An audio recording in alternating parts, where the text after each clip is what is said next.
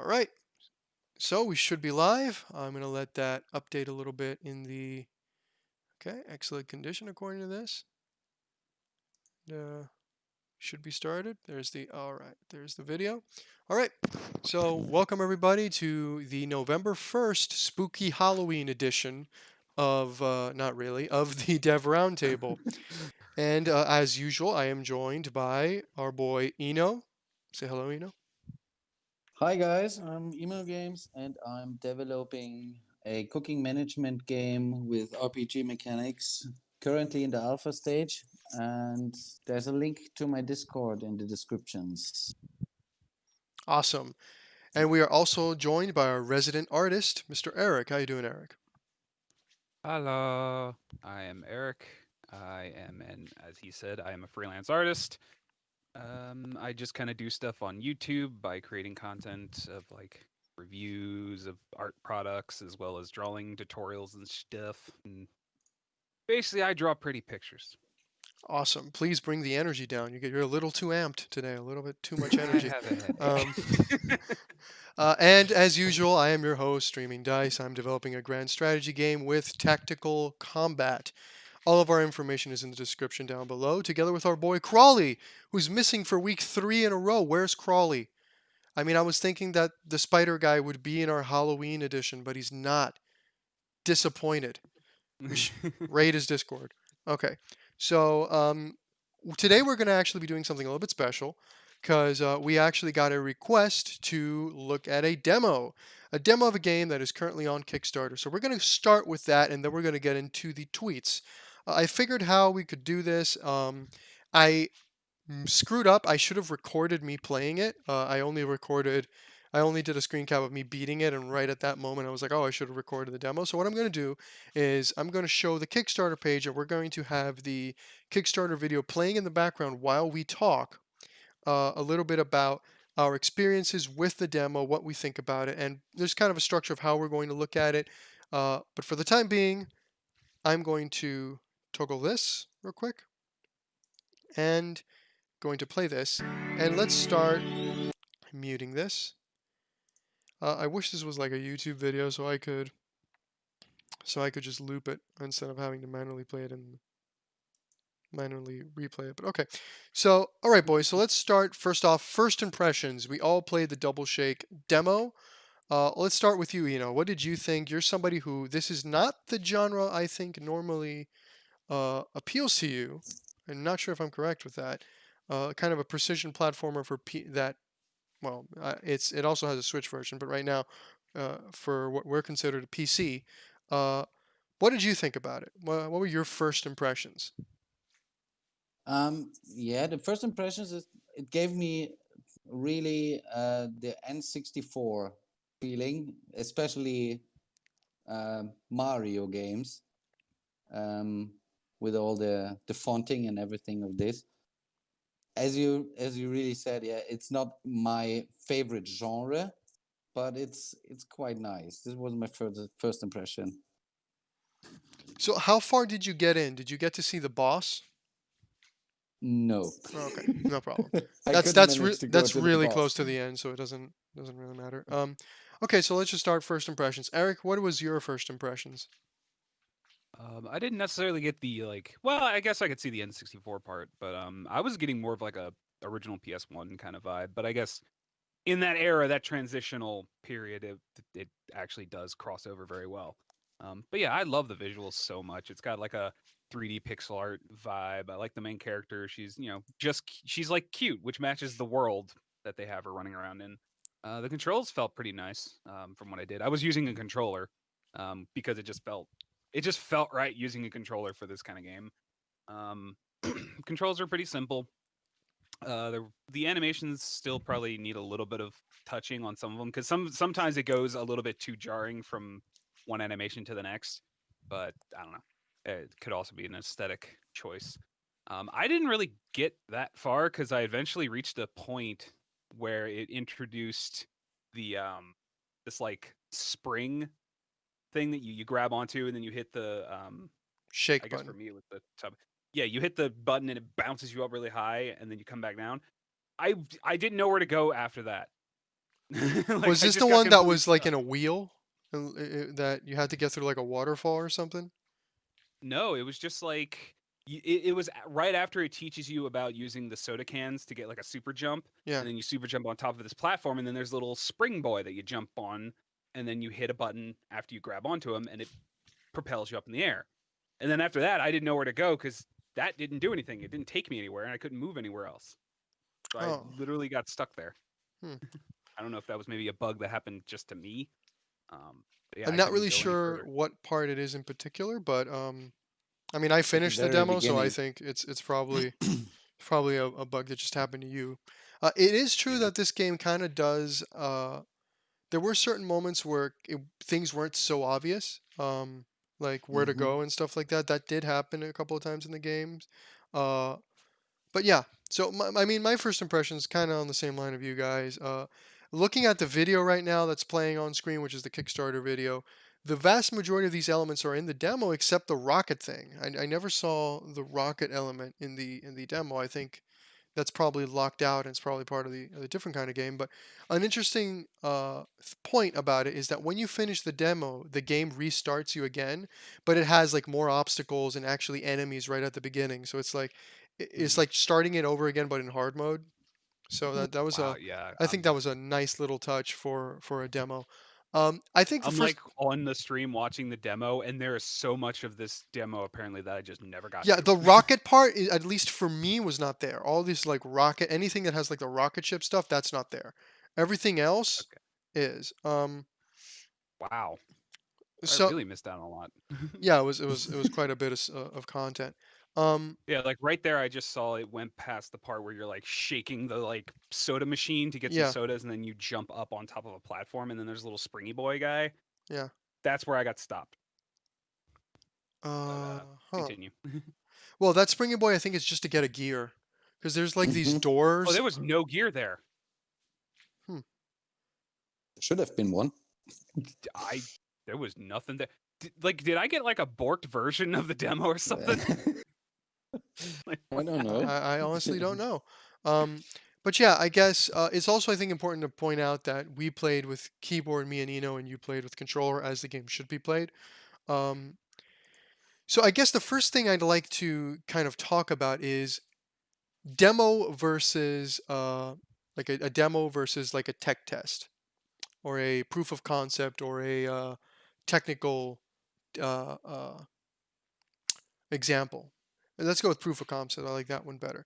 Something that I've noticed is that a lot of these Kickstarters, a lot of these games have a tendency to not put out a demo, but instead they put out a proof of concept, which basically is, to give you an example, if you're making a platformer game, you have a relatively open world. There's no real objective. It's just so you can do all the stuff that you could do in the game. Like if you can swing on vines, if you can grab objects, if you can punch, you can do all these things.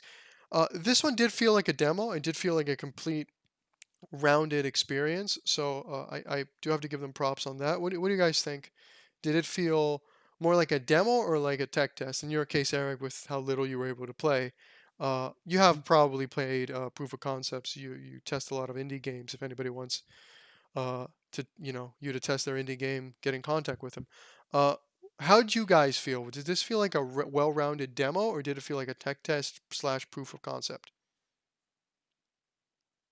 Uh, You to know? to m- yeah, to me it looked like a real demo. Like you could say, yeah, the first level. Okay, I didn't reach the end like you, Yeah, but I suspected there would be an end, and I could see this as kind of the first stage of the game and expanding on upon of this. So not like a tech test, more like a real, like a demo. yeah.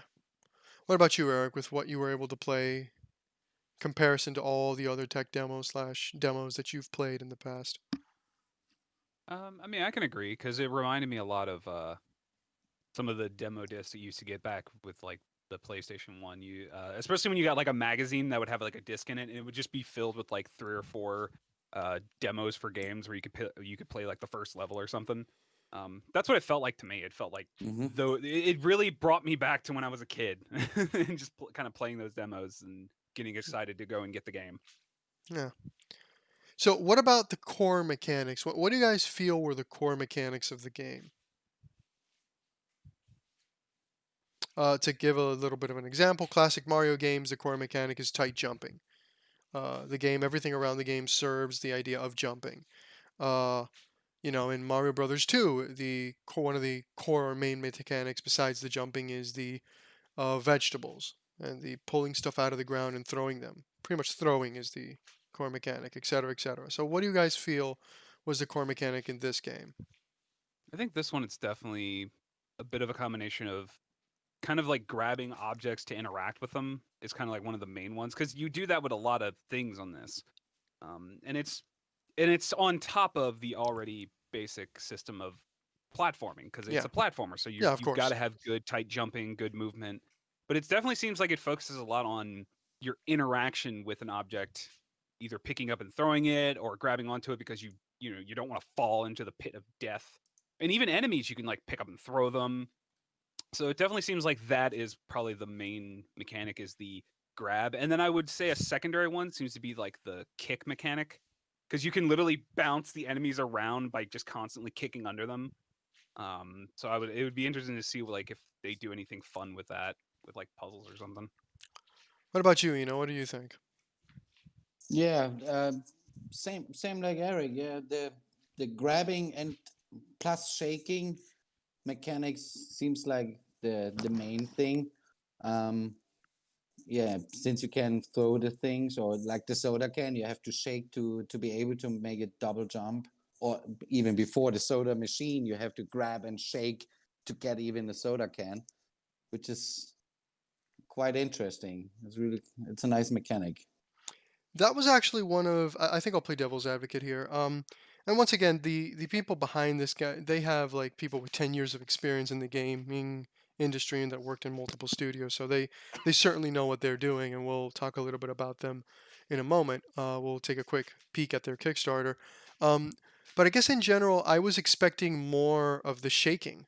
I was a little. It almost felt like there were a lot of competing mechanics and the stuff that I thought was going to be like a main mechanic, like shaking, like when they introduce you the little soda bottle. And again, that's why I kind of asked the question of is this a demo or is it a proof of concept? I think it's a combination of both, to be 100% honest. I think it does have more of the rounded, full experience of a demo, which I applaud to them. But I think the whole point of this level was mostly to showcase what you can do in the game more than anything else. But I kind of felt a little disappointed with the shaking because like I was expecting I'm going to be shaking a whole ton of stuff, and really the only things you shake are the springs, the little flower things that you find as well that they grow and you shake them, and that's more just to get them to move. It doesn't really, it's just to press a button to continue more than anything. And the soda can, and I was expecting I was going to get a lot of items that I would shake and they would do something and stuff like that. Uh, and quite frankly, really the I guess, main mechanic in the game was, or at least what I felt was more distinguished than the shaking, was the picking up of items. I thought this game reminded me a lot of Super Mario Brothers 2. There's a lot of stuff to pick out of the ground and throw. Your boss fight is literally, it's kind of like a centip. It's kind of like a Pookie Pookie from our Mario series, the yellow thing with the spikes. I think they're called Pookie Pookie or Spinies. I don't remember. Um, like yellow cactus thing. And it's literally one of those, and he shoots like 4 fireballs and shoots like a purple thing that you grab and throw back at him. So there was a lot of throwing around in the game. You have to kill the little enemies, which usually throw something at them or throw them, and they blow up, and you get gears in order to advance. So a lot of kind of light puzzle mechanics and stuff, but not a lot of shaking. Like that bottle, you never use it again. They teach you this mechanic of here, grab a thing, shake it, and you can unlock an entirely new extension of your abilities. Um, in that case, the double jump, which is a really big deal in a platformer, and then you just kind of never see it again. And it was strange. You shake the flowers so that they move, but that doesn't really give me anything new to do. I thought that the shaking was kind of going to be its own. I mean, the game's called Double Shake for crying out loud. Mhm. I thought it was going to be kind of this is uh, or the character's identifiable trademark, kind of like Kirby's absorption power, or Bomberman placing bombs. Mm-hmm. So it was a little strange, but then again, they did ask for money for this game. They now are fully funded. I have a feeling that they're really going to take it to the next level, and maybe that gets fleshed out. But as it is right now, it kind of felt like the throwing and picking stuff off the ground in particular. It felt like a 3D, much more complicated Super Mario Brothers 2. And I'm talking about the Doki Doki Panic ripoff, uh, not the Lost Levels. So yeah, that was a little surprising to me. I thought I was going to see a little bit more of the shaking, double shake, and your little dance when you hit the button to shake doesn't really do anything that I could find. Um, Yeah, I gotta say that the dance is funny. yeah. Uh, so yeah, By the that way, was I'm that was literally kind. playing the game again right now. So again, that was kind of my impression. If you guys want to add anything, this would be the great time. Uh, if you have anything you'd like to add, did you No, feel no. something similar? Like the shaking was a little underwhelming? Yeah, if yeah, yeah. If you say it like this, yeah, it's more grabbing and throwing things than than shaking itself. And the name, yeah, you're exactly right. The name should tell you it's mostly shaking and double shaking. Yeah, I do have But to give them credit for yeah. one thing: the transitions, when you move and the kind of the world shifts, and now left and right are a different direction. They handled that very seamlessly. Those little circles in which you move in, and then you hit up, and it changes the perspective of the world, kind of like how you can see in this little box down here that we looked at Mm-hmm. actually in the tweet when we originally found these people. They handled that very well. I thought that was going to be like a gimmick that was going to be more annoying than anything. It fit very well with the level design. So, these guys really showcasing that they know what they're doing. Um, I have to applaud them for that. That was very well handled. This area, by the way, boys, has a little bit of a bug. If you're watching the stream, this area had a little bit of a bug. If I would fall from too high, it would I would go through. I think this one. Play this platform. But yeah, so just reading the Kickstarter again. So the Kickstarter right now has 13,409 euros. This is in euros. Out of 7,700. So I think that's probably going to be like $7,500 or something like that, um, or $7,000. I'm not sure what excuse me, like $10,000 or $8,000. It goes up, not down. Euros a little bit worth a little bit more. 455 uh, contributors, and it still has 17 days left. So they're actually working on stretch goals. Game's fully funded, and based on what we can see here on their sidebar, I think it's fair to say that their release date is going to be April 2021, because that's when they're talking about fulfilling all of the backer rewards, I think. No, actually, no, it's June 2021. The original soundtrack they'll get in April, but June 2021 seems to be what they're aiming for based on the rewards on the right. So if you want to contribute to this, you still got 17 more days. If it looks like something you're interested in, go play it. At least give the demo a shot. I think it's a really well-made demo, and I really look forward to see what these guys are going to do in the future. So, any final thoughts on this? Again, I'd like to give a shout out while you guys kind of get your thoughts together. I'd like to give a shout out to the people who are involved in this. They actually name their developers here, if I remember correctly. My final thought is I'm playing the game now and I figured out how to get past where I was. Yeah, you got to go around the corner. Yeah, that it really reminded me of old school games that don't hold your hand, and I don't think they should take that as a we should put more messages or more indicators here. I think it's kind of fine. People figure it out in their Yeah, own no, it's fine. speed. Yeah. It was 100% me just going, "Oh, I didn't realize I could just do that." Okay, so just to shout out, Nicholas Roger is the president of Right Six Studios, lead developer, designer, animator, modeler, programmer, pretty much in everything. Over 10 years of experience. William John Goodwater, the second, 5+ years of experience. Tarp. Tarp, I believe, is actually the person in our Discord who is music coordinator, third party, associate public relations, and resident cactus. So public relations. It's no surprise that we met up with him, and it was great talking to him. Yes. So, and we have Marsh, who's an artist for 3D model and plus 3D modeler for low poly. So again, these guys have, I think, on average about 4 or 5 years of experience, but the head of the studio's got 10 years of experience, so they know what they're doing. Um, and they seem like a pretty capable team, and they seem like they got all bases covered. So I wish them all the luck in the world. So what are you guys' closing statements before we get on to the tweets?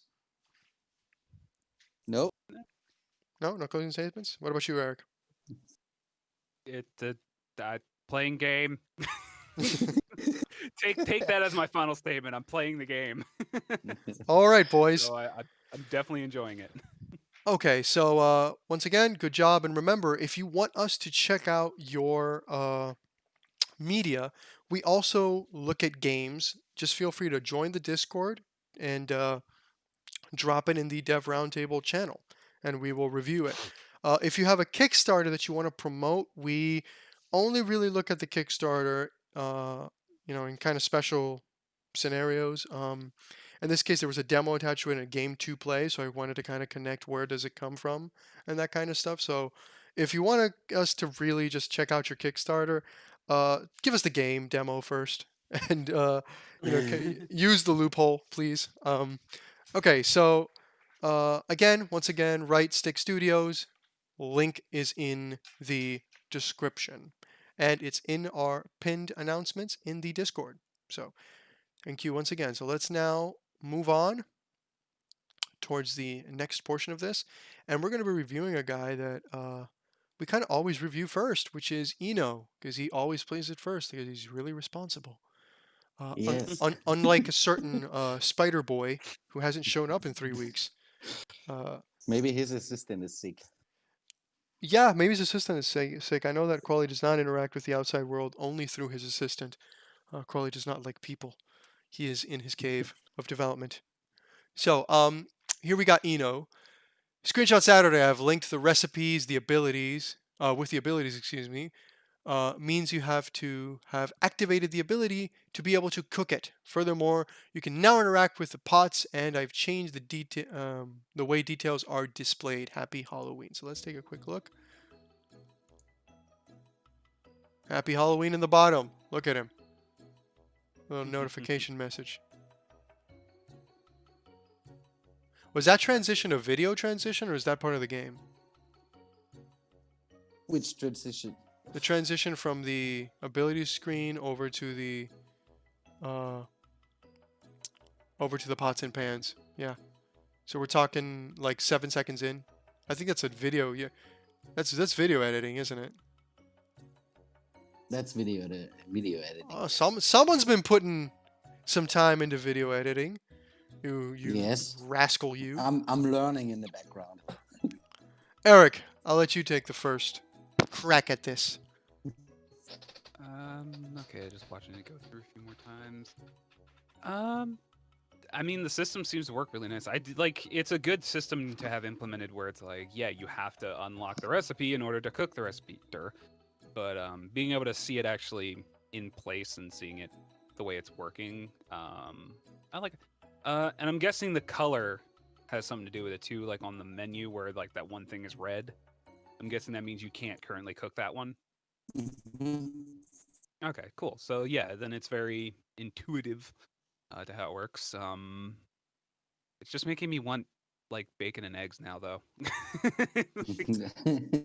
So the sinner's staring at it like, think of constructive criticism. God, I want some bacon and eggs.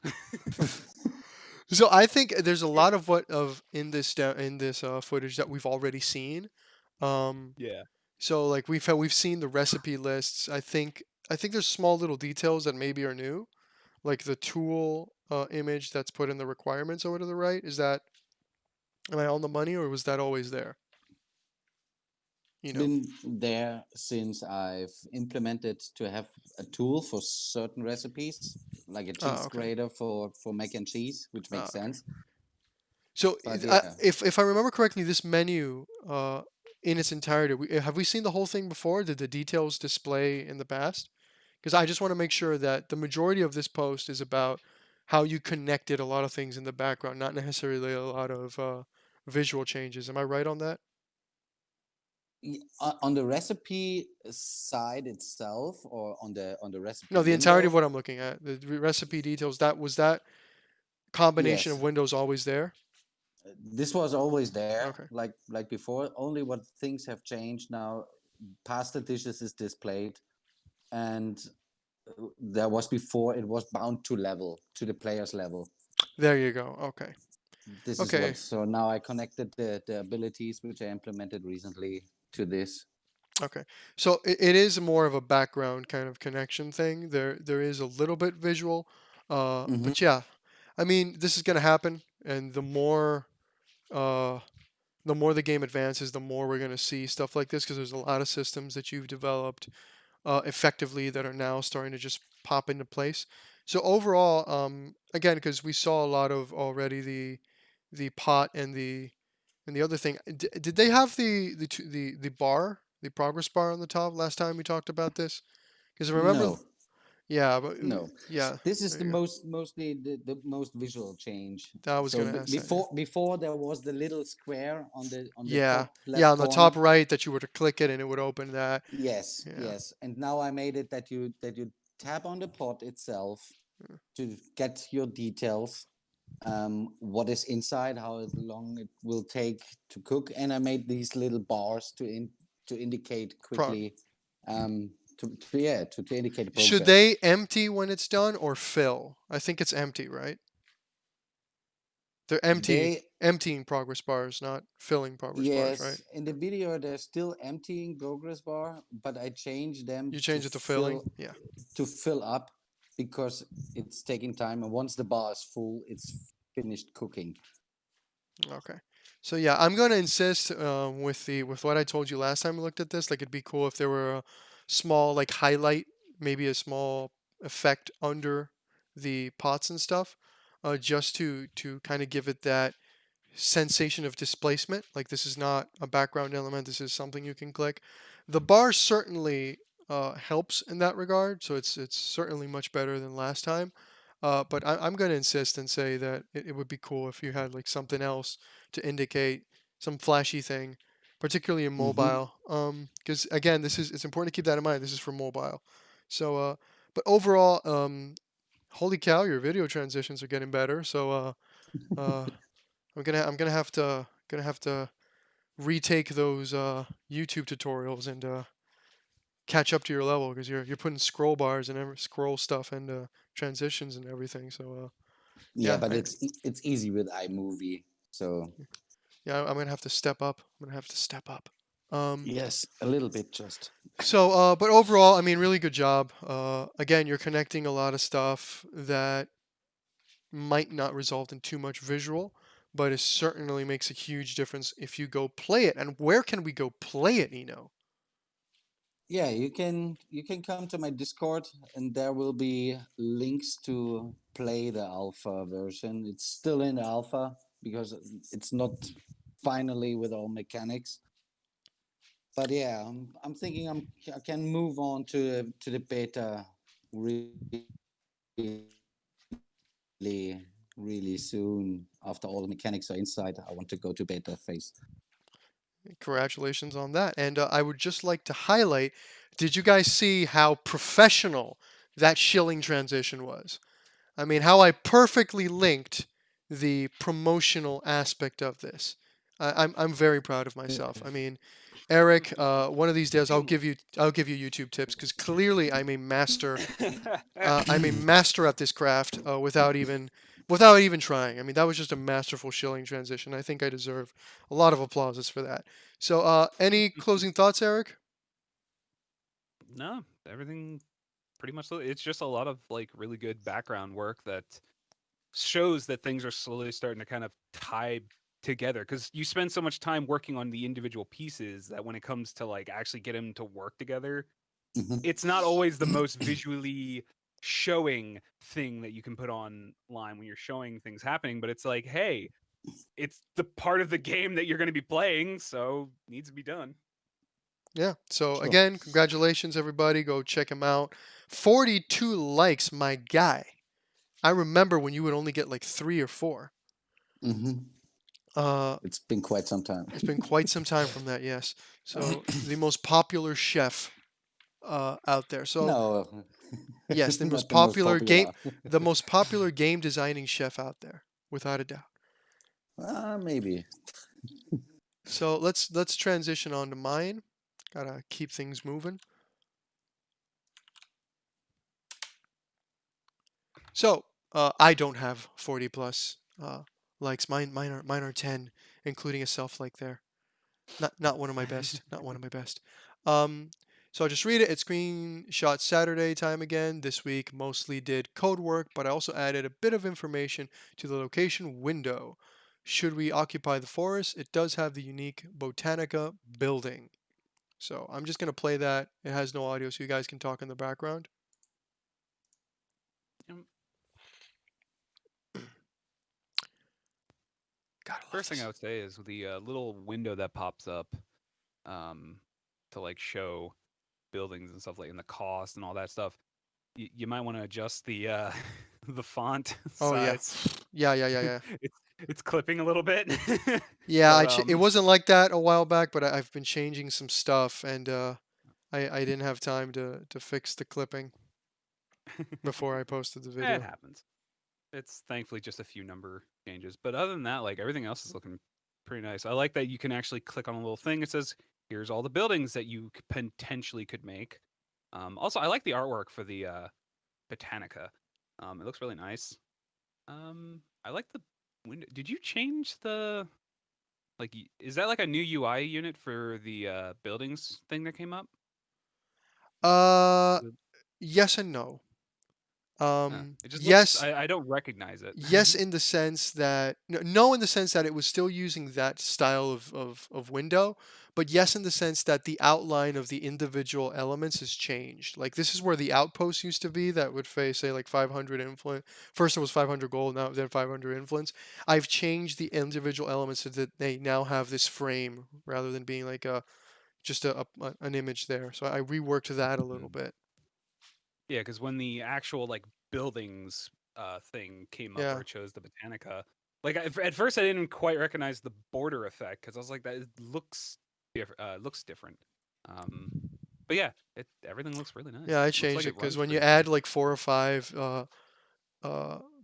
building options, it just gets smaller and allows you to scroll. If you don't have like a frame on it, it sometimes looks a little uh Janky. yeah, a little janky, which is ironic considering that what I'm showcasing today is the definition of jank with font popping out of places and new text elements just placed there in the encounter, which has been there for 3 weeks to the point that I now call him Timmy, and I feel bad deleting him. So Timmy will stay Well, there for a while longer. despite all that, I think it looks pretty good. Plus, I'm following Looks Eno. good. That's a really difficult, that's a little difficult. But I have to put it here so that way the random people that we're getting, their bar isn't that high. So I make the sacrifice each week and follow Eno. So what are your thoughts? Yeah, it's a nice follow-up tweet to the last week's, um, where I asked you if you can see which buildings were gonna be available in the region before I occupy it, which you have done really nice. It's same like Eric said. I like the image of the Botanica. It's really beautiful. Um, yeah, and the overflow of the text. But we mentioned all this, but I was imagining that even the font maybe just placeholder. Yeah, it I, is. I yeah. So this will change in the end. Yeah, it's really nice to see things moving forward. Yeah. It was a nice upgrade. Yeah. And I was surprised. Well, first off, the Botanica image. I'm surprised you guys liked it because I looked at the Botanica image and I felt like this seems more like an apothecary image. But I'm gonna see if I get It away could with work, it, and yeah. apparently I did. Um, but yeah, the also when you click the available building, when you hover on the name, you're going to get a little bit of a description of what it is, and clicking it should take you to another window with a more in-depth description of like what it generates, what it does, what it enables. But right now, that's kind of in the works. I'm working it in the background, and I don't think we're gonna have that for a couple weeks. Because next week I'd like to have the encounters. Little Timmy is gonna suffer a transformation there. Um, Oh so no, little Timmy. anything but little Timmy. Um, all right, boys. So thank you for the feedback. Nothing else to say. Let's move on. Now that I've sufficiently lowered the bar, we can move on to self-depreciating humor. We can move on to our boy Move on to something absolutely gorgeous. Cedric Babouche. You will pass the Hmm. forest under a cliff before being able to go to the river. Dordogon vertical slice on its way. Screenshots out. Made with Unity B3 watercolor. So this one doesn't Yeah, have this audio, this is so pretty. feel free to talk because this isn't really any gameplay. I just really liked those first 3 seconds, so I put it in Yeah, here. no, like I can see why, because this is stuff that I usually see in like animation for like 2D movies and stuff like that. Yeah, And even TV shows started getting into using a kind of like 3D environment to their advantage to create like depth and such, but also allow you to do some cool stuff. I'm like very curious to see like what the fact that he's doing this much effort into a slice system like this makes me really wonder what gameplay actually is, and yeah. I'm definitely gonna open up the Steam page because I'm gonna check out more of that because this looks. Oh, I love the art. It's so pretty. I'm really bad at like watercolor painting, and that's what this looks like. This looks like This looks like watercolors. watercolor. Hmm. I agree with that. I really like the. Again, it seems like this whole 2D sprites and 3D environments or pseudo 3D environments moving around sprites is really picking up steam. I mean, I think Octopath Traveler was kind of the. I don't think they inspired everybody to do it. I think that they were more like kind of the point we're going to measure that after this point, a lot of people started doing it. Um, I don't think it's because of them. Again, I just think for me, I just really started seeing games like this. After that, mine is one of them. As I've shown the battle system to you guys in the past, never made it on the show though, because that was before we started streaming the show. Um, but yeah, it looks gorgeous. I really wonder, because as a programmer, I have a different perspective. I really wonder, is all of this effort really going to be visible during the gameplay? I'm also very Yes, curious because yes, it sometimes, will. let's hope. I mean, I assume it's going to be, because I'm sometimes. staring at the one of the trailers right now. Oh, don't spoil it. You're ruining the last segment. Um, I don't care. Screw the illusion. um, so, yeah. I mean, I guess the segment's ruined, so I'm just gonna let Eno talk. um, yeah, Forget about me trying to make a point of how we programmers tend to overdevelop sometimes things that we won't need, and yeah, having a nice little message there. yeah. And Sometimes we then I do come that. in like, no, go get the game now. It's beautiful. Yes, as you guys said, it's beautiful, and I've been looking up on his account on Twitter, and he's doing these paintings its own, and it's watercolor, as you guys guessed. I wonder though how he really does it to make it kind of a 3D environment. Um, he tagged B3D, so I think with Blender somehow. I've got no idea how to do this, but Blender it looks 3D. just gorgeous and amazing. It's really beautiful. Yeah, for Even though real. knowing that he painted this image or this picture first on a regular canvas and then he made digital art out Is of the it. top left icons, is that Blender? Because it's been like 5 years since I've touched Blender. There's No, some no. there's In his post is a tag. Is a tag no no B3D. I know, but additionally to that, if you look at the video, in the top left you can see like view, select, add object. Yes, I think that's this is Blender, right? Blender. Yeah, Yeah, there you go. this is Yeah. Blender. I didn't know this until now, but this is Blender. Yes, Yeah, this is the. because originally when I sat down and looked at it, I didn't see the Blender 3D tag. I thought what he was doing is that he had a bunch of individual images, like the trees with the bush as an image, and like he had like a Mm-hmm. bunch of them just put like with a sorting group or something, or just straight up just changing them in Z, and he was just moving the camera, and all the images were doing like a look at to the camera. That's what I thought was going on, and then I saw, wait, this isn't in Unity, this isn't Blender. Holy cow! Makes it even better because He's Mhm. going to export it straight up like this. And he's not going to have to do all of that very heavy shit that I just talked about. So, yeah, it looks good. So, with this, I think I'm going to talk about the last segment. Today, we're going to pick, all of these tweets are fantastic, but we're going to pick a specific kind of highlight of the day, right? And whoever the highlight of the day is, we're going to go into their account and we're going to look at more stuff from them. So keep in mind your impressions of each of the four, different tweets. And unless anybody has anything else to say, I'm going to move forward. What do you guys think? Let's move on. No, I sorry for cutting you off at that earlier point you were making. I got a little too excited. No, don't worry about it. It's not like this is live. We'll just edit it out of the video. So next we have Programmancer Simon Quest's, excuse me, not Simon Quest, Simon Quest's Transylvania Adventure. This is the most important thing you can do in Simon Quest's Transylvania Adventure. If you'd like to help support, check us out. The demo and important links are in the replies. So let's check this out a little bit. Aww.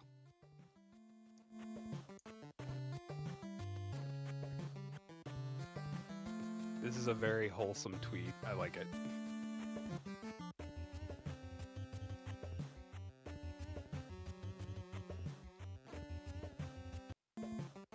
All right. So what are your thoughts, boys? I'm going to start with Eno because I know pixel art is not his friend. So let's start with Eno. Yes. It's not it's nice, and the most important thing is obviously that you can pet the dog. I wonder if he is walking behind you once you petted him, because he's following you then, Yeah. and maybe he can or will fulfill a purpose. I'm not sure about that. Yeah, it really looks nice. But as you said, yeah, pixel art is not my most favorite, but this one is made well as well. Yep. I wonder though what the game is really about, except of Nothing else. petting It is about dogs. petting dogs and then petting more It is dogs. That is obviously the the whole most point. important. You walk around Yes. and you pet the doggos. Yes, and then It's he making up for walks. all those He's games that have tagging dogs along. that Should we don't let you live? pet the dog. So what are your thoughts, Eric? I think you know my thoughts. I guess I'll comment actually on the visuals. They completely nailed the look of like that old school, God, that like really old school kind of visuals from like the NES, the Super NES, that whole Mhm. era. Like they got it damn near perfect. And then, yeah, like, come on. If there is a dog in your game that you can walk up to and you can't pet the dog, you have failed as a developer. Like I hate seeing that. I've been every time I send feedback to Genshin Impact because I'm playing the game, I always end with "Let me pet the dog." Create custom animations just so I can pet this dog. Nothing has to happen. Yes. Please, 8 And hours of effort. I do like that the dog follows you. Like I don't know if that could just be 100% just a flavor thing, kind of Yeah, like just that's what I something get from it fun. too. But like if they could sneak in something at some point, like randomly in the storyline where you have to have a dog follow you to do Mhm. something, that would be actually kind of fun because it would make it so it's not just like, oh yeah, you're petting the dog because you like petting dogs. Also, you pet this dog because it's gonna help your ass. So It's like it's setting you up. so if you know, it's pretty obvious to everybody, but this game is obviously inspired on Simon's Quest, Castlevania 2, for the NAS. If you have never played the game, you probably know it from the Angry Video Game Nerds review. It was a Castlevania that had a lot of RPG elements that were kind of weird because Castlevania originally, not talking about the Game Boy Advance versions, that are the sequels of Symphony of the Night, which kind of started this whole Metroidvania thing. They were originally just really difficult platformers, and the Castlevania Simon's Quest did have some weird RPG elements and even a town that looked very much like this. The color palette is the same.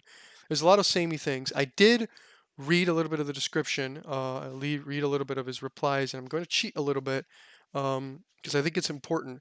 Because one of my big criticisms is you have to be very careful when you take other people's work. That's not the case here. He designed everything according to him.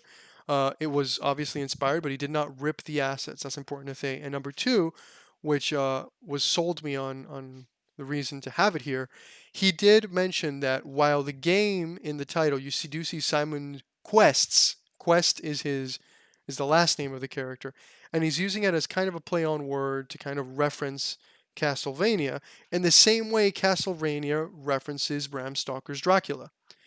I think that that's pretty fair. I mean, Konami did it with Bram Stoker.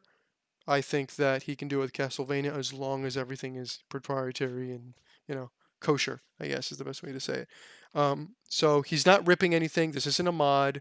Every asset has been designed by himself, he claims, and I have no reason to disbelieve him. So just want to say that because there's a few angry people in his replies, and it seems like a something he's used to at this point.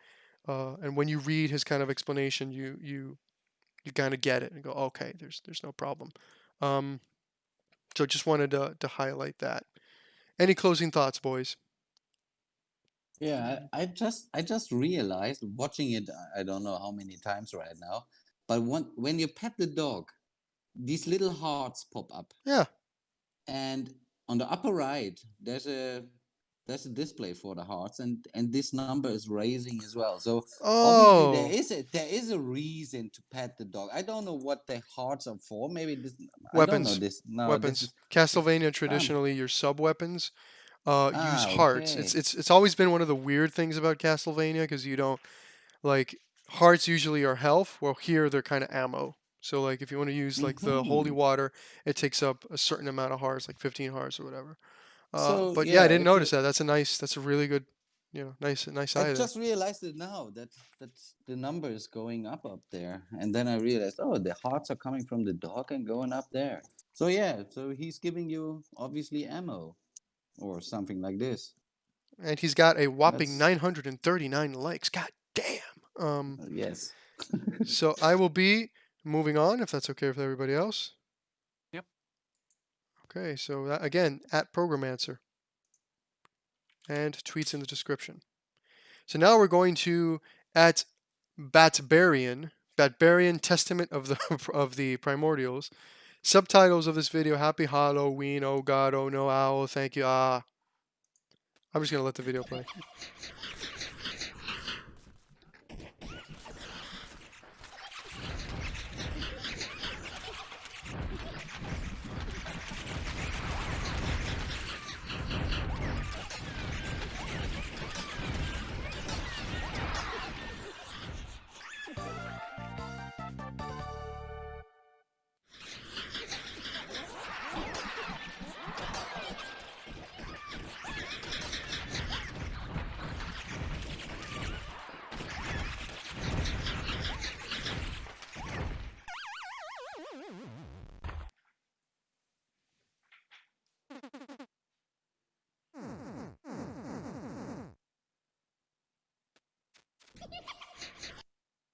So, boys, why did you die? It seemed like the right thing to do. I think I'll start this one out.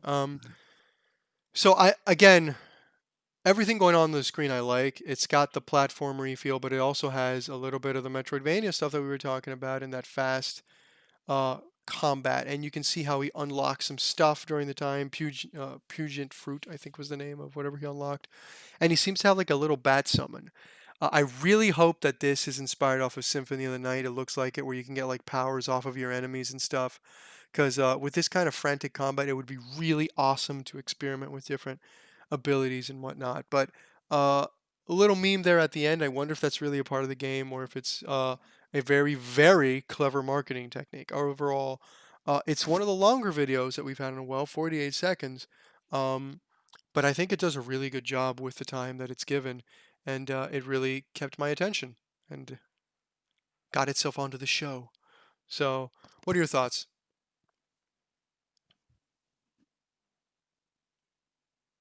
Yeah, it's Oh, it's I would really just like to highlight the it's nice. awesomeness of that dead air there. It was great.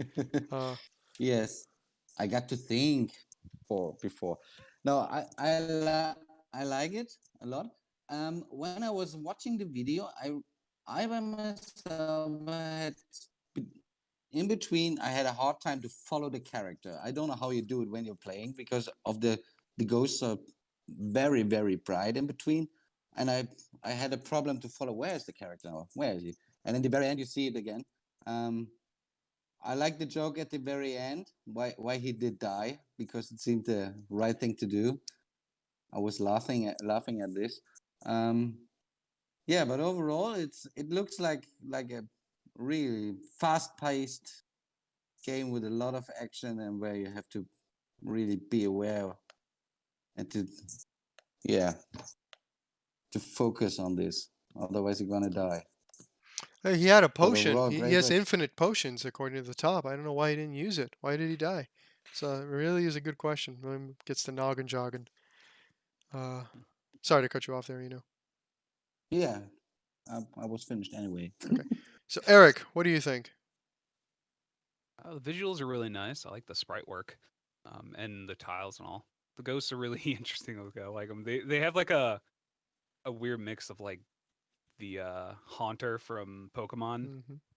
Like he's got that, but then mix it with the kind of green slime from Slimer from Ghostbusters. Um, but yeah, like I can admit it, I can agree a little bit with about the readability of the character, because the only reason I'm able to follow mostly is because he has the bat out. Yep. If that bat Mm-hmm. wasn't there, it'd be really hard to follow where the player is. And even then, the bat is slightly delayed on the movement. So maybe adding a little bit more to the play. Oh, and you can throw the bat. So yeah, like Mm-hmm. it'd be nice if you could if they could just add a little bit more readability to the player, Like a either with light, like a right? slight yeah, either a Mm-hmm. slight highlight around the character or something, just so that when you're looking through all this chaos, you can follow him a little easier. Because like I'm not having too much trouble following him, but there's like a couple times where he goes into iframes where he's blinking that I lose him for a sec, Mm-hmm. Yeah, and this is what that I can be a mean. problem. In between, you think, oh, but where is he now? Ah, here. This Yeah, is what I meant. and again, without that bat, I would have no clue during that moment. So it definitely add a little bit more to make it a little bit more readable on where the player is, especially if you're going to have that much stuff going on your screen. That's like one of them bullet hell scenarios where they just got tons of stuff going on all around you. But other than that, the gameplay itself looks pretty fun. There's just like a nice variety of chaos going on around them. Yeah, Yeah. that's my thoughts. So I will dispute one thing. He doesn't look like Haunter. He looks like the OG ghost sprite from the original first generation before you have the Sylph Scope. Uh, if you remember that ghost sprite that you couldn't fight before you had this little thing before you go into when you're in Lavender Town in the Dead Tower or whatever, where you get to the Marowak. That's what it reminds me Mm, of. So mm. It's been dispute it. so long since I played the But we'll let first the generation. comment section decide who's right on that. So anything else, boys? Nothing to add. All right, then let's go to last but certainly not least. We'll be No going, and audio on this one. again, as I said, this is Batbarian. We'll check him out. I assume by his name, the bat isn't a summon. It seems like an integral part of the game. Yes, of course. Yeah, Batbarian. So last but not least, we got Astronaut Curve, Play Space Frog Intern iOS, entering the purple zone. Working hard on the next big update, which will hopefully be a version that also releases on Android. Visual upgrades plus extra content. Pixel art, again, Eno's favorite. So let's play that. It doesn't have any audio, so I'm just gonna let it play in the background. So uh, I guess I'll be the first to take it real quick. I think that this is kind of the opposite of what we just saw, because here it's really obvious where the player is. And I Yeah. don't know if that little thing he's got around him is a shield or if it's meant specifically to follow the character. Um, but something that was really intelligently done is the contrast of colors. Like the player is this bright blue and white, while everything else is kind of like this darker shade. And Eric will probably explain it in a more you know, cerebral way than us plebs who are not artists. But that's at least the initial reaction it gives to me. So Eric, feel free to correct me now. No, I mean it's basic color theory where if you're going to have something on top of each other like that aren't supposed to blend, then yeah, you need a contrasting color. Um, Now, red and blue are definitely really good contrasting colors. You notice the enemies a lot are red here, but also they are using more of a purple, which is a blend of that blue and red tone. But because the player also has white implemented in a lot of his like anime, like a lot of his design, it just pops really nicely, so you never lose track of where he is. I think that orb might be a shield because near the end you can see it start blinking, but the clip cuts off before it does anything. So I think that's just a temporary shield, and then it'll eventually wear off, and then you have to get like a new one. I like the. I'm very interested in like the way the combat works because it's like he's shooting up, but also comes down to hit the enemy, which is interesting. So it's combining both the platformer of like Mario, where you got to jump on top of things' heads, with a little bit of like the Metroid shit, where you got to like shoot things with your gun arm, or even like Mega Man. But yeah, I love the visuals. I was gonna ask you when he Amazing. does the jumping and he does this like it feels so satisfying. Do you think it's just because of the little camera shake? Oh, like when things hit When he that little bit jumps of on like the enemies and they blow up, it feels super satisfying. It feels crunchy, for us plebs to put in terms that, yeah, uh, because you get that little bit of a camera shake, which yeah, shows the impact. Yeah, it's just one of the things for our eyes to catch on, and because in real life, if something were to hit you, your head's gonna shimmy. So it makes you feel like you're actually doing something, like there's impact. Plus, he has the little bit of particle effects coming off him. It's just all a little bit of things. I wish there was some sound so we could hear what type of noise that makes. Because if you can add a little bit of a nice kind of low thumpy noise when that happens, it's just an extra part. Also, I love it near the end. You can actually see that. I guess those are upgrades that come off when you're yeah. done a wave. That's actually pretty cool. Um, yeah, it just looks like a really fun, simple arcadey type thing that would steal so many of your quarters if this was actually in an arcade.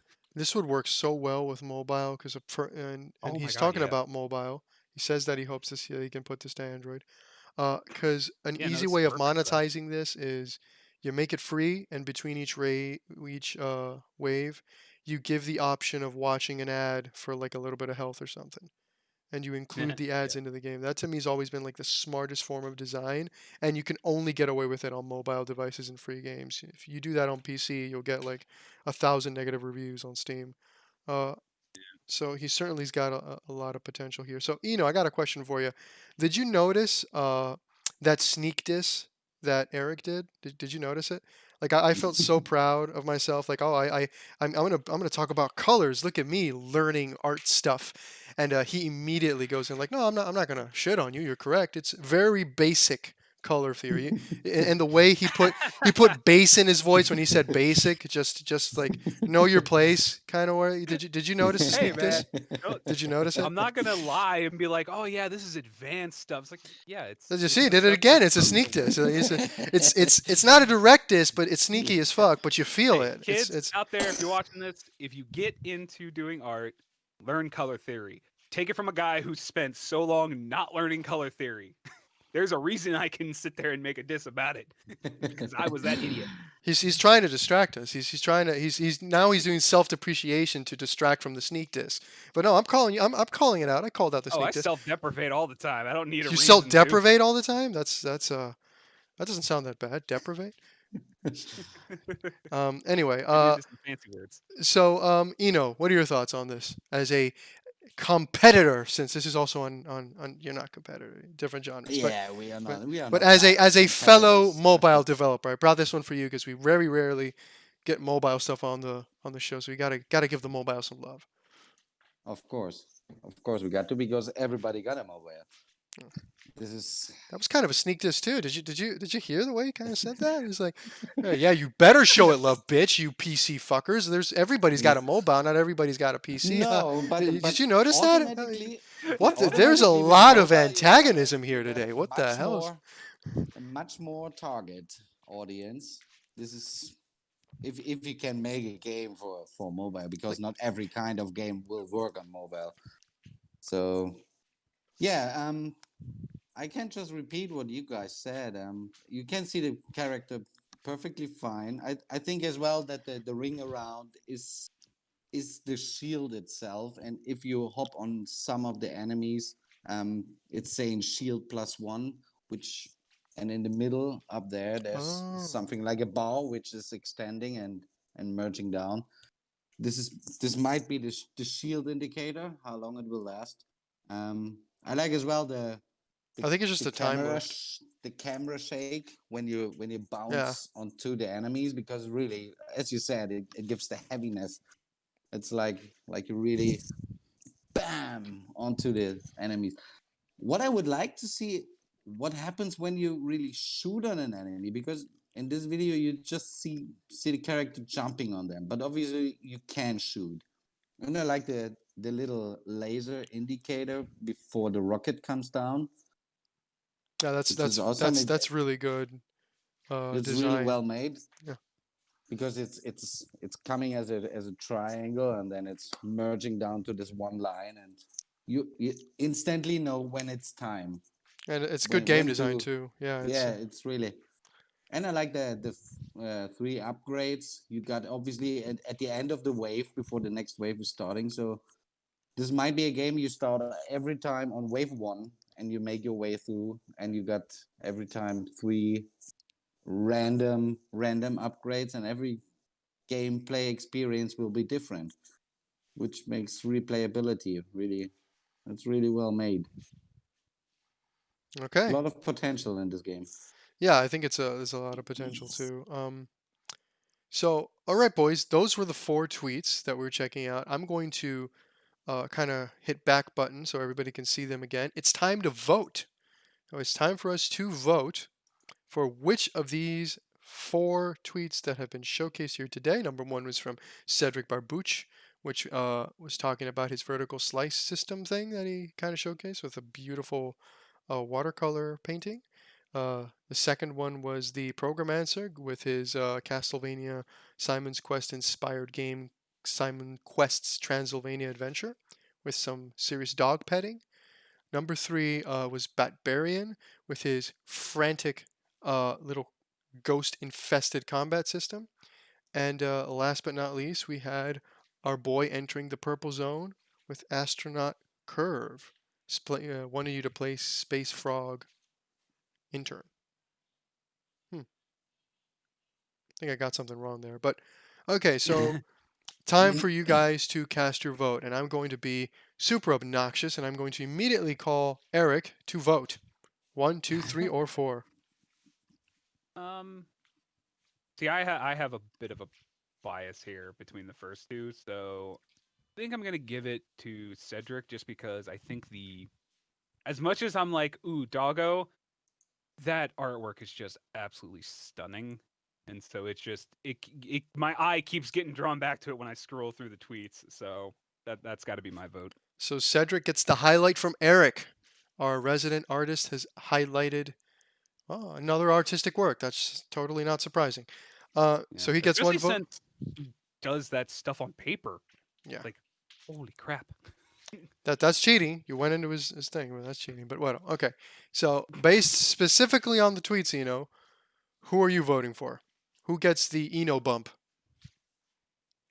The Eno bump, um, of course, Cedric, because I'm impressed how he did it.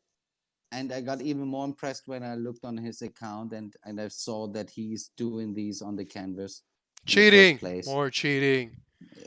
Hey, we didn't even we it's hey, just take it this way. That Yeah. shows you how much we were intrigued that we Yeah, instinctively yeah, it's Yes. clicked fair on enough. and looked at the rest of the tweet I've seen Twitter the page. No, he post certainly this deserves it. afternoon, and instantly I looked this guy up.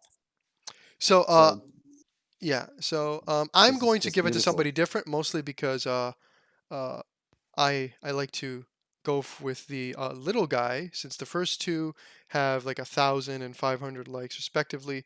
I'm actually going to vote for Batbarian. I'm going to vote for Batbarian mostly because I'm curious to see what the game is about. But so you have my highlight. You got the Dreaming Dice Award there, Batbarian. Congratulations. But today's winner, I don't want to call it a winner. Everybody's a winner here. Um, today's highlight is going to be Cedric. So let's go a little bit into his account and take a look at it. He's a CEO, director, art director, 13.6 thousand followers. I doubt he'll even notice this award. But he's an illustrator, comic book artist, and if we look at a little bit more of his work, we can see some wonderful 2D screenshots. Animal Crossing, there's Dorj reference images here. I guess the only complaint I have is I'm unsure if his game has like an account or anything. It was the same issue I kind of had. Let's go into his website. See how to see. When in doubt, go to the official website. Yeah. So here it is. This is gorgeous. Mm-hmm. Who are we? Animation, video games. So it's Dordogne. He's French, by the way, so I'm going to butcher mercilessly everything. Yes. But thankfully, Eno does speak French as a cook. Yes. So he So will. you would pronounce it Dordogne. Dordogne.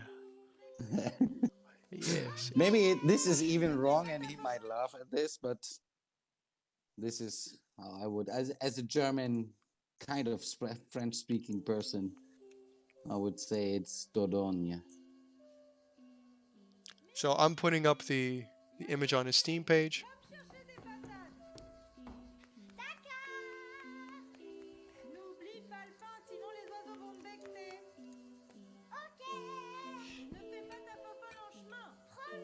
Just beautiful what he did. Yes, it is. I already wish listed the game. I really like the voice acting, the French voice acting. I don't know why. It just sounds so innocent. Dandelion.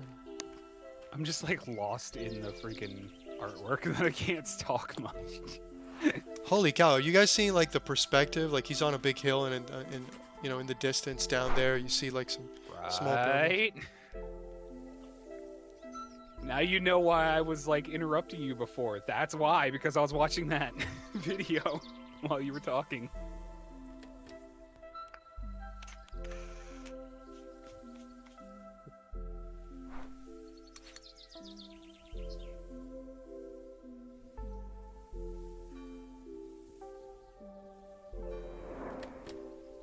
I like how we all just go silent because we're just like, Yes. Yeah. Just like, oh my god. Really, this is really beautiful. Really It is. beautiful. So I would like to give a little bit of context. This is a narrative adventure game, as you can see here in the About the Game section, where you play as Mimi, a 32-year-old woman visiting the house of her recently deceased grandmother as a souvenir. Deceased grandmother, period. As a souvenir of the childhood summers Mimi spent with her in Dordogne. Her grandmother left her letters and puzzles to solve, to remind her to make the most of life. So, this one might get you reaching for the Kleenex. Yes.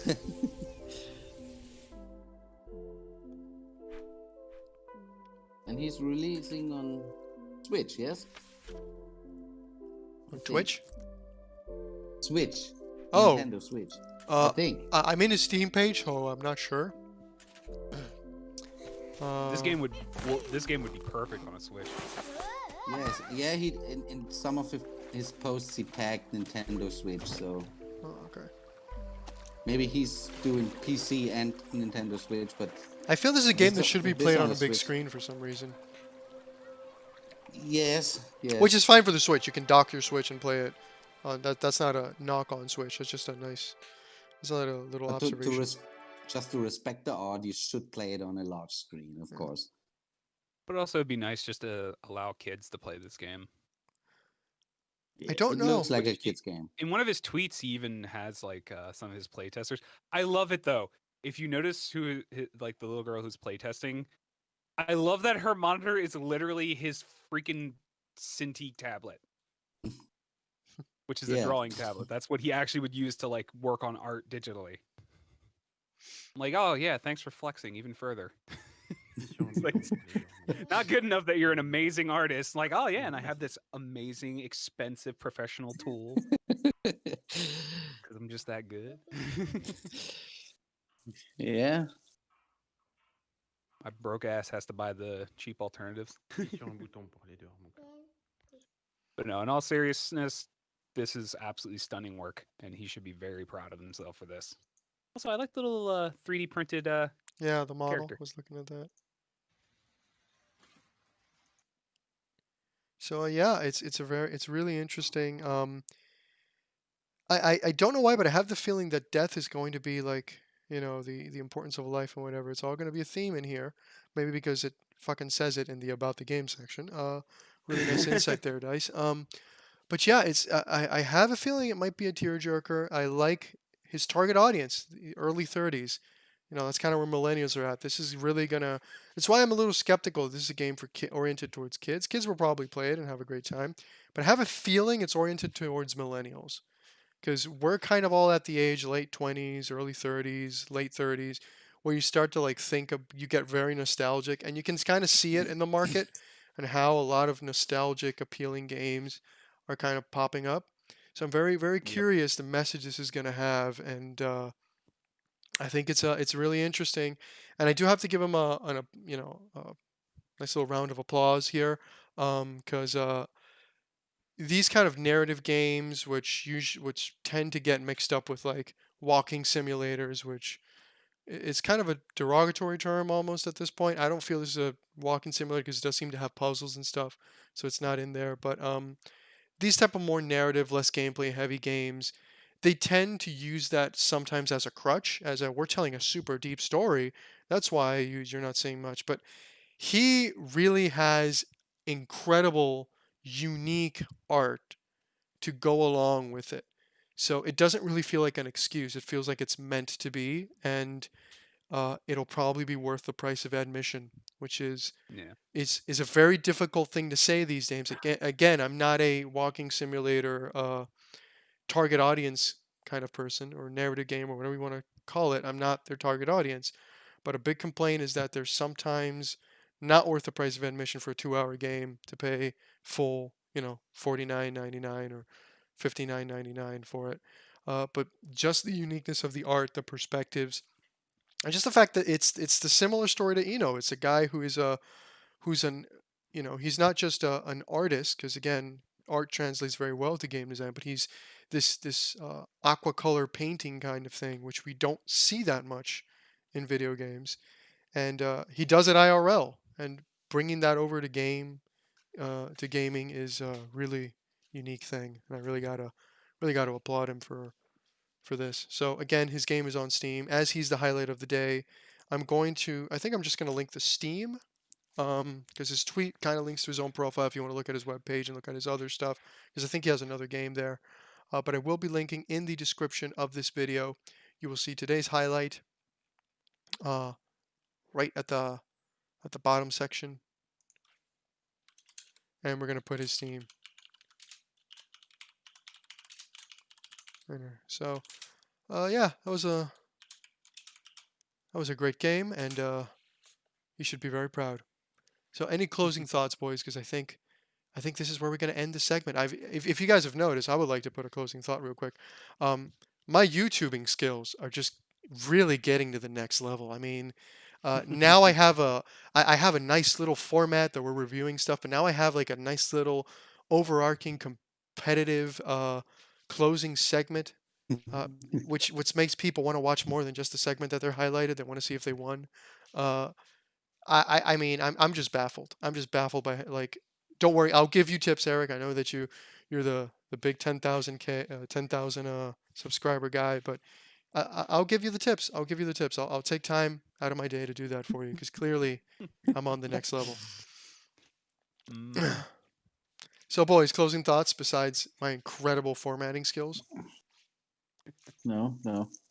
I mean, of course, how Not can you really. follow anything after highlighting such incredible talent? And by that I mean mine. Uh, Yes. I mean, all I can really say is, especially with a lot of these games we've been checking out, it's just really fun seeing kind of this bit of like old school, because like a lot of times we use nostalgia as a tool, sometimes I think to a detriment, at like with certain developers, like they hinge on it way too much. yeah. But when you see some games where it's like they're taking the idea of nostalgia, they're taking the idea of these older games, but then trying to add and improve and kind of give you the experience you thought you were having as a kid because you were a kid and you really weren't paying that much attention. But when we think back with our nostalgia goggles, it always seems way greater than what it actually was. But then these newer developers are like, why don't we give people that experience? And and even with the paintings here, like the watercolor paintings, this reminds me of when I was a kid in like the library of my school, and they would have a bunch of books out that you could read, and some of them had these beautiful watercolor paintings in them. And so it really kind of, again, it's using this childlike wonder and feel to tell a really interesting story, and hopefully it's just as interactive, because like as much as like these story driven games don't need to have the most amazing gameplay in the world, so long as you feel like you are truly interacting with the world and with the game, that's all that matters. And I think, like you were saying about like a lot of walking simulators, sometimes they lack the actual interaction with what you're doing. You're just walking around and things are happening. You're not actually contributing to it. So I definitely would love to play this game and any of the games. I would love to play any of them. They all looked really fun. They all looked really interesting. And I don't know. It's both a we're both flooded with so many games right now, especially some bad ones as well as good ones. But I feel like it's also a good time to be a gamer because you have so many options that you can ignore the AAA companies who are trying to rip you off half the time. Come to some of these independent people who are actually trying to make something worth playing. So I don't Yeah, know. It's just an interesting Mhm. time right now. that's a really good reflection there. Yeah, I certainly think that I think AAA is going to be in a put up or shut up kind of situation uh, Mm. in the in the very near future. Like, do you guys consider CD Projekt Red, for example, a AAA at this game at this point? Excuse me, because when they started out, they Um, certainly won't. So I think I they're think kind they're of definitely touching that yeah world they're now. there. They're almost there.